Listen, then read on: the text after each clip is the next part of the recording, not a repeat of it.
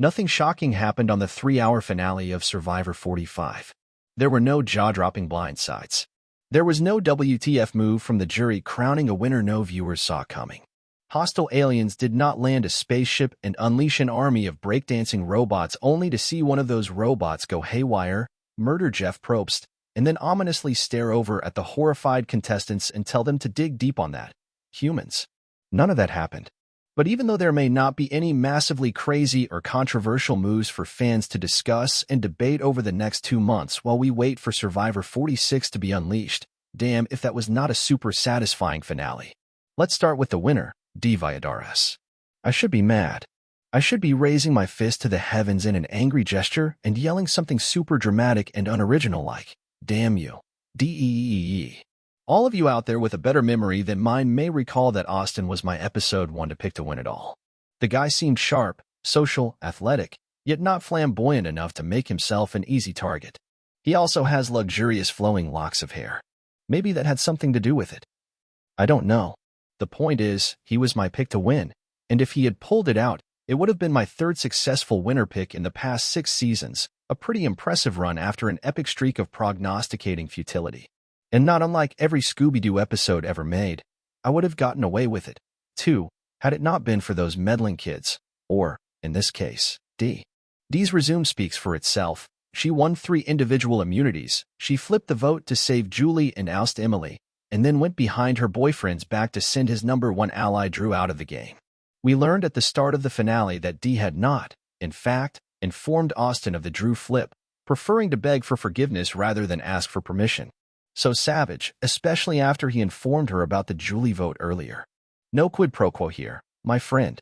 But her best move of the season was yet to come. Because not only did she not tell Austin about the move to take out Drew before it happened, but she didn't tell Austin that she had informed Julie the target was on her and to play the idol. And when I say didn't tell him, I mean she never told him. Not after the vote. Not after Drew went. Not after Julie went. Like someone married to Dalton Ross waiting for him to stop talking incessantly about Survivor, she waited. And waited. And then waited some more until the time was perfect. And that time was during final tribal council. After Emily pushed back on Austin and asked if it was a sign of weakness that he told Dee about the plan to oust Julie, Austin responded that it was inconsequential that he told Dee because Dee never told Julie. Poor Austin. He didn't realize it at the time, but he just got Admiral Ackbar'd even worse than the Rebel Alliance being baited into taking on a fully operational Death Star. It's a trap, and he fell right into it. There is perhaps no worse look to a jury than being exposed as not knowing a critical piece of information, and Dee was about to stomp on Austin's hopes and dreams worse like my main man Jake stomping on a final immunity challenge contraption. Because when Dee then informed Austin for the first time right in front of the jury that she had, in fact, told Julie and flipped that vote herself, it was game over. There was no recovering from that. Dee knew, Austin didn't. It was as if she asked Probst to put final tribal council on hold so she could go rent out a helicopter and do a reward flyover right above Austin's head. Just absolutely savage. It may not have been the flashiest final tribal council move, but it was certainly one of the most effective. I'm guessing Dee already had the game won when that jury walked into FTC, but if Austin had any chance whatsoever of turning the tide and talking his way into a win, that chance evaporated at that moment. Dee outplayed and outtalked the lawyer and the University of Chicago grad student at the end and was rewarded with $1 million for it. It's impossible for anyone to be upset with that. Sure, you may have been moved by Jake's story and never say die attitude. And you may have been impressed with how Austin so effortlessly collected idols and advantages and, with Drew, seemed to chart the first half of the merge. But there's simply no way to argue Dee did not deserve this. The woman checked all 3 boxes: social game, strategic game, and challenge performance. And it just goes to show that the true path to a Survivor victory is relentlessly hounding casting director Jesse Tannenbaum on social media.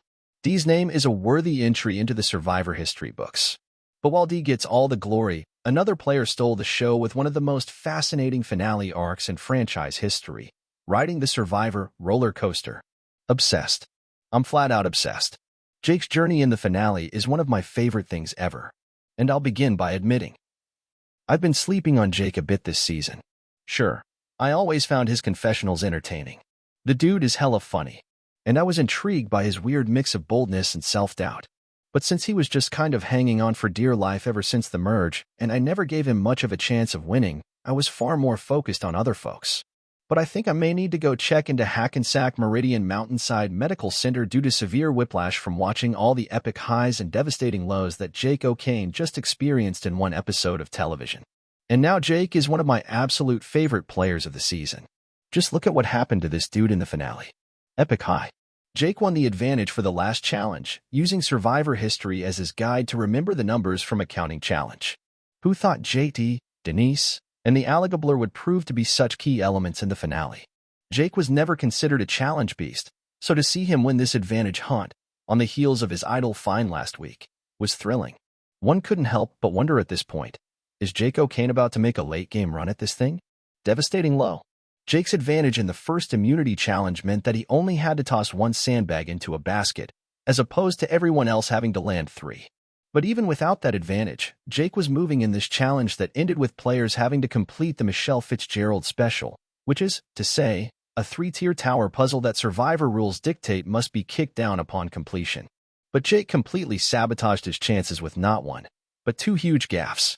First, he forgot to bring his key with him to the top of the tower, ditching it in much the same way I have been known to ditch friends at a bar to go home and watch reruns of Xena, Warrior Princess.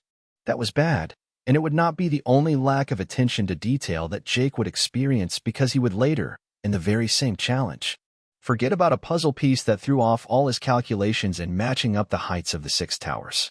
The camera kept brutally giving us close-ups of the missing piece to accentuate what a blunder Jake was making.